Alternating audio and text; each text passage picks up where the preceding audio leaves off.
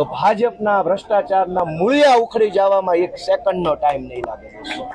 જેમ વિસાવદર, ભેસાણ અને જુનાગઢ ગ્રામ્યની જનતાએ સંકલ્પ લીધો, મુઠ્ઠી ભીંચી પોતાના મનોબળને મજબૂત કરીને આ મેદાનની અંદર મતદાન કર્યું, એવી જ રીતે આખા ગુજરાતની જનતા સંકલ્પ લે એવી હું સૌને વિનંતી કરું છું. મિત્રો, આ પંથકમાં મેં જે કાંઈ પણ લોકોને મારા મનનો સંકલ્પ કીધો છે એના ઉપર હું આવતીકાલથી જ કામે લાગવાનો છું.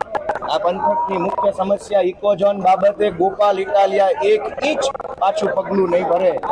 જ્યાં લડવું પડે, જેમ લડવું પડે, જેવી રીતે લડવું પડે એવી રીતે, ચાહે ઇકોઝોનનો પ્રશ્ન હોય, ચાહે સહકારી મંડળીમાં થયેલી ગોબાજાળીનો પ્રશ્ન હોય, ચાહે ટેકાના ભાવના ખરીદી કેન્દ્રમાં થયેલો ભ્રષ્ટાચાર હોય, ચાહે આ જુનાગઢ આખા જિલ્લામાં કિરીટ પટેલે મોટા કરેલા ગુંડાઓનો પ્રશ્ન હોય, એ તમામ પ્રશ્ન બાબતે ગોપાલ ઇટાલિયા જુનાગઢ જિલ્લાનો વિસાવદરનો હાથી બનીને, દીકરો બનીને લડાઈ લડશે પૂરી તાકાત. એવું કામ હું આજે પણ ફરીથી મારી વાત મૂકું છું.